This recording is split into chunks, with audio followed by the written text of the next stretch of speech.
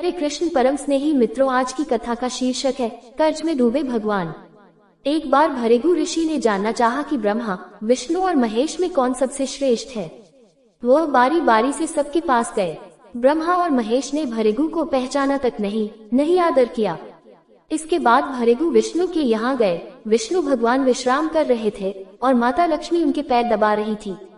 भृगु ने पहुँचते ही न कुछ कहा न सुना और भगवान विष्णु की छाती पर पैर से प्रहार कर दिया। लक्ष्मी जी यह सब देखकर चकित रह गई, किंतु विष्णु भगवान ने भृगु का पैर पकड़कर विनीत भाव से कहा, मुनिव, आपके कोमल पैर में चोट लगी होगी, इसके लिए क्षमा करें। लक्ष्मी जी को भगवान विष्णु की इस विनम्रता पर बड़ा क्रोध आया। वह भगवान विष्णु से नाराज होकर भूलोक में आ गई तथा कोल्हापुर में रहने लगी।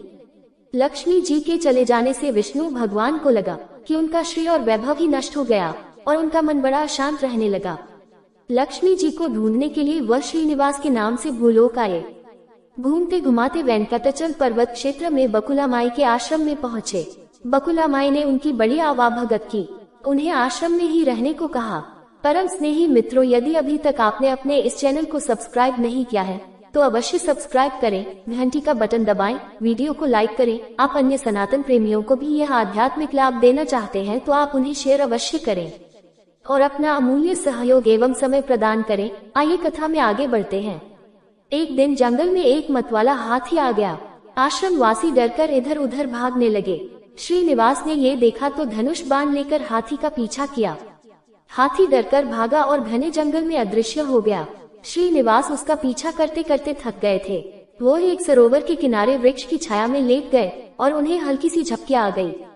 थोड़ी देर में शोर सुनकर वह जागे तो देखा कि 6-7 युवतियां उन्हें घेरे खड़ी है। श्रीनिवास को जागा हुआ देखकर वे दपट कर बोली, ये हमारी राजकुमारी पद्मावती का सुरक्षित उपवन है और यहाँ पुरुषों का आना मना है। तुम यहाँ कैसे और क्यों आए हो?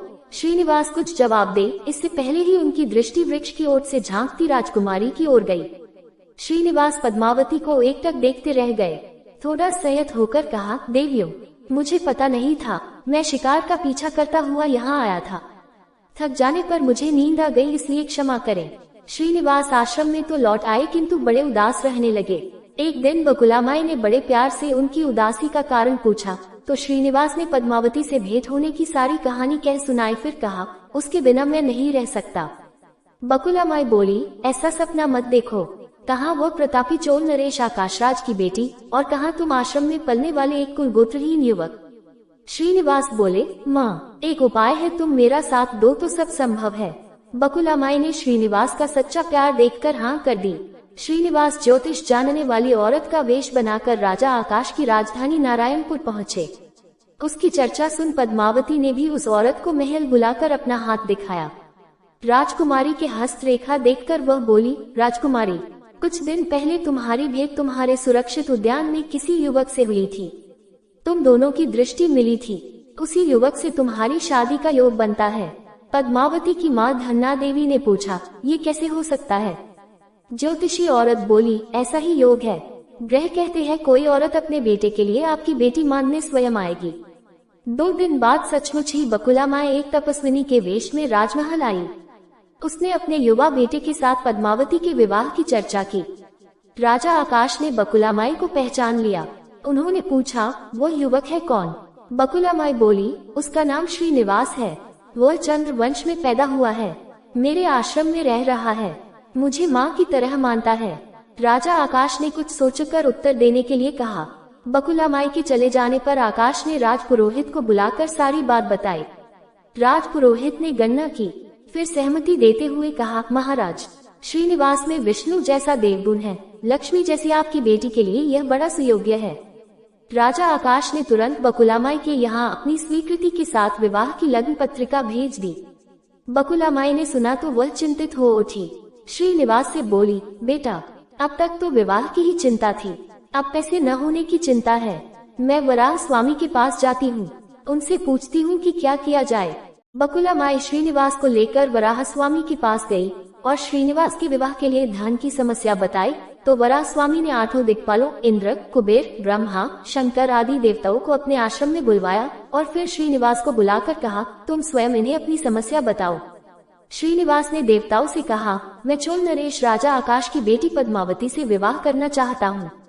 मेरी हैसियत राजा के अनुरूप नहीं है, मेरे पास धन नहीं है, मैं क्या करूँ? इंद्र ने कुबेर से कहा, कुबेर, इस काम के लिए आप श्रीनिवास को ऋण दे दो। कुबेर ने कहा, ऋण तो दे दूंगा, पर उसे यह वापस कब और कैसे करेंगे, इसका निर्णय होना चाहिए। श्रीनिवास बोले, इसकी चिंता मत कीजिए, कलियुग के अंत तक मैं सब ऋण चुका दूंगा। कुबेर ने स्वीकार कर लिया। सब देवताओं की साक्षी में श्रीनिवास ने ऋण पत्र लिख दिया। उस धन से श्रीनिवास और पद्मावती का विवाह बड़ी धूमधाम से हुआ। तभी नारद ने कोल्हापुर जाकर माँ लक्ष्मी को बताया, विष्णु जी ने श्रीनिवास के रूप में पद्मावती से विवाह कर लिया है। दोनों वेंकटाचलम पर्वत पर रह रहे हैं। ये सुनकर लक्ष्मी जी को बड़ा दुख हुआ। वह सीधे वेंकटाचलम पहुंची। विष्णु जी की सेवा में लगी पद्मावती को भला बुरा कहने लगी, श्रीनिवास विष्णु रूप में मेरे पति हैं, तूने इनके साथ विवाह क्यों किया? दोनों में वाक युद्ध होने लगा तो श्रीनिवास को बड़ा दुख हुआ। वे पीछे हटे और पत्थर की मूर्ति के रूप में बदल गए। जब दोनों देवियों ने ये देखा तो उन्हें बड़ा दुख हुआ कि श्रीनिवास तो अब किसी के न रहे। इतने में शिला विग्रह से आवाज आई, देवियों, मैं इस स्थान पर वेंकटेश्वर स्वामी के नाम से अपने भक्तों का अभीष्ट पूरा करता रहूंगा। उनसे प्राप्त चावे के धन द्वारा कुबेर के कर्ज का ब्याज चुकाता रहूंगा, इसलिए तुम दोनों मेरे लिए आपस में झगड़ा मत करो। ये वाणी सुनते ही लक्ष्मी जी और पद्मावती दोनों ने सिर झुका लिया। लक्ष्मी जी कोल्हापुर आकर महालक्ष्मी के रूप में प्रतिष्ठित हो गई और पद्मावती तिरुनाचुर में शिला विग्रह हो गई। आज भी तिरुपति क्षेत्र में तिरुमला पहाड़ी पर भगवान वेंकटेश्वर स्वामी के दर्शन हेतु भक्तगणों से इसी भाव से शुल्क लिया जाता है। उनकी पूजा पुष्प मिष्टान आदि से न होकर धन द्रव्य से होती है। इसी धन से भगवान श्री कृष्ण वेंकटेश्वर स्वामी कुबेर का कर्ज चुका रहे हैं। सदा महामंत्र का जप करें, हरे कृष्ण कृष्ण कृष्ण हरे हरे, हरे राम राम राम हरे हरे।